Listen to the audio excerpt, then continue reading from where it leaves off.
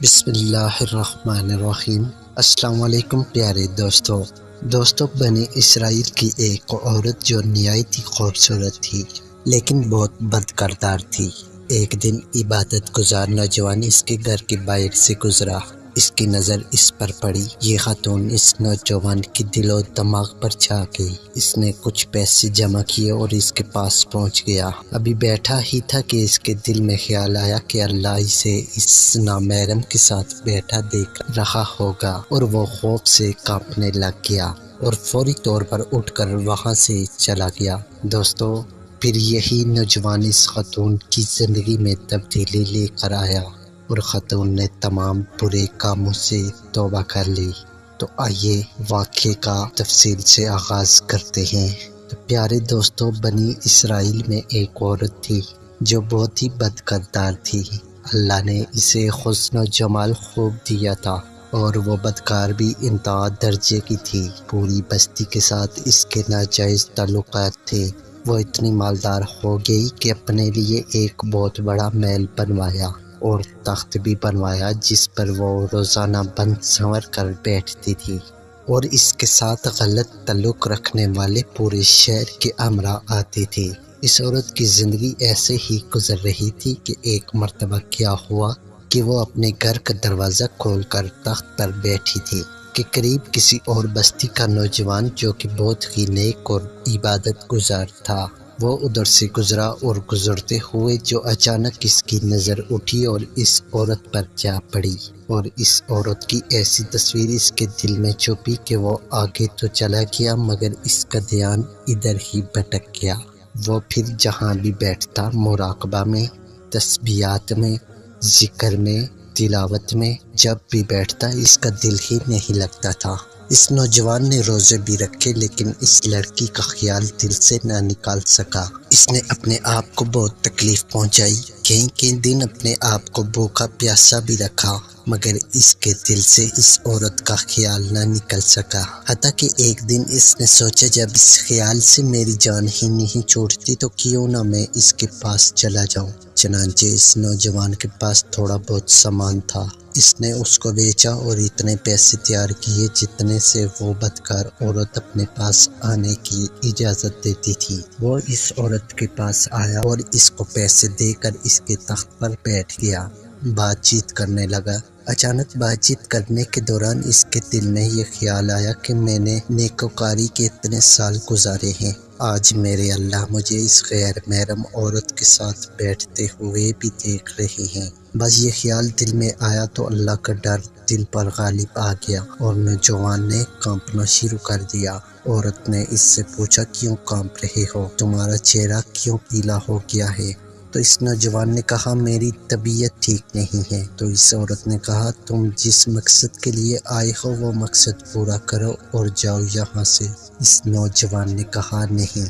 وہ عورت بہت حیران ہوئی کہ آج تک میں نے اپنی زندگی میں ایسا مرد نہیں دیکھا جو میرے قریب اس طرح تخت پر آ کر بیٹھے اور پھر برائی کیے بغیر ہی چلا جائے۔ تم کیسے نوجوان ہو؟ مگر اس نوجوان نے کہا، یہ جو میں پیسے آپ کے لیے لایا تھا یہ تم ہی رکھ لو اور مجھے جانے دو۔ اس عورت نے کہا، تم کون اور کیا ہو؟ اس نوجوان نے بتایا کہ میرا نام فلاں ہے اور فلاں بستی کا رہنے والا ہوں، اور میرے دل میں یہ خیال آ رہا ہے کہ میں نے اتنی عمر مصلی پر بیٹھ کر گزار دی ہے، آج میرے اللہ مجھے تیرے ساتھ بیٹھے ہوئے بھی دیکھ رہے ہیں۔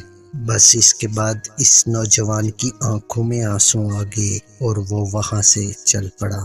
اس نوجوان کے جانے کے بعد جو تھوڑی دیر کی صحبت ساتھ بیٹھنے کی اس عورت کو ملی تھی، اس کی برکت سے اس عورت کے دل میں خیال آیا کہ یہ کنوارا نوجوان اتنا اللہ سے ڈرتا ہے جبکہ اس نے گناہ بھی نہیں کیا، اور میں تو سارا دن اور ساری رات گناہ کرتی رہتی ہوں، میں تو خدا سے ڈرتی بھی نہیں۔ اس کے دل میں شرمندگی پیدا ہوئی، کروں تو کیا کروں؟ دل میں خیال آیا کہ اچھا جاتی ہوں، حضرت موسیٰ سے پوچھتی ہوں کہ میرے لیے بھی کوئی توبہ کی گنجائش ہے۔ وہ اپنے گھر سے نکل کھڑی ہوئی۔ اب اس کو بستی کا ایک ایک بندہ پہچانتا تھا۔ وہ اتنی نامی گرامی چیز تھی۔ وہ چلی اور جا کر حضرت موسیٰ علیہ السلام کو دیکھا تو وہ اس وقت بنی اسرائیل کے لوگوں کو نصیحت فرما رہے تھے۔ اس نے کسی آدمی کے ذریعے پیغام بھیجا کہ حضرت موسیٰ علیہ السلام سے جا کر کہو میں ان سے ملنا چاہتی ہوں۔ اس خدا کے بندے نے سیدھا جا کر سب کے سامنے کہہ دیا کہ حضرت آپ سے فلاں عورت ملنے آئی ہے۔ حضرت موسیٰ علیہ السلام نے جب نام سنا تو بہت جلال آیا کہ لوگ کیا سوچ رہے ہوں گے کہ ایسی عورت ان سے کیوں ملنے آئی ہے، ان کا کیا تعلق ہے اس سے۔ حضرت موسیٰ علیہ السلام نے غصے میں کہہ دیا کہ چلی جا یہاں سے، میں نہیں اس سے مل سکتا۔ اس بے وقوف نے آ کر کہا میں نے بات کہی تو وہ بہت خفا ہو گئے ہیں اور تم سے نہیں ملنا چاہتے۔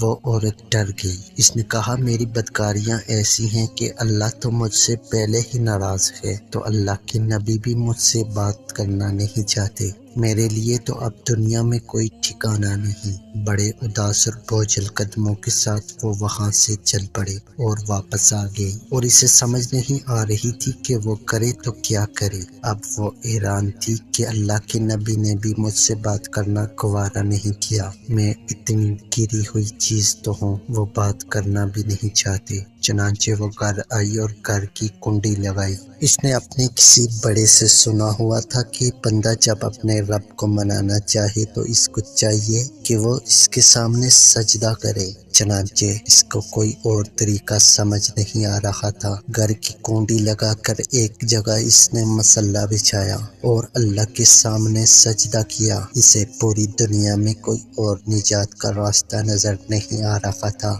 پھر اللہ کی شان دیکھیے، اس نے ساری رات عبادت میں گزاری۔ اگلے دن اس کے دل میں خیال آیا کہ میں عورت ذات ہوں، اکیلی اس مکان میں نہیں رہ سکتی۔ ایک میری خادمہ ہے، تو میں اگر نیت بھی کر لوں تو جتنے لوگوں نے میرے ساتھ بدکاریاں کی ہیں وہ مجھے یہاں نہیں رہنے دیں گے، تو بہتر یہ ہے کہ میں اس جگہ کو چھوڑ کر چلی جاؤں۔ اس عورت نے فیصلہ کر لیا کہ میں یہاں سے چلی جاتی ہوں۔ اس نے اپنے آپ کو ایک سادہ کپڑے میں لپٹا تاکہ کوئی کپڑوں اور حسن و جمال کو نہ دیکھ سکے کہ یہ کون جا رہی ہے۔ پھر اس نے سوچا عورت ذات ہوں، کہاں جاؤں گی؟ دل میں خیال آیا وہ جو نوجوان آیا تھا جس کے دل میں اللہ پاک کا اتنا خوف تھا کہ وہ اللہ کے ڈر سے کانپ رہا تھا، کیوں نہ میں اس نیک بندے کے پاس چلی جاؤں، اس کی خادمہ بن کر رہ جاؤں، ممکن ہے کہ وہ مجھے نکاح میں ہی قبول کر لے۔ اور اس بستی کی طرف چل پڑی۔ چنانچہ ڈھونڈتی ہوئی اس بستی میں اس کے گھر پہنچی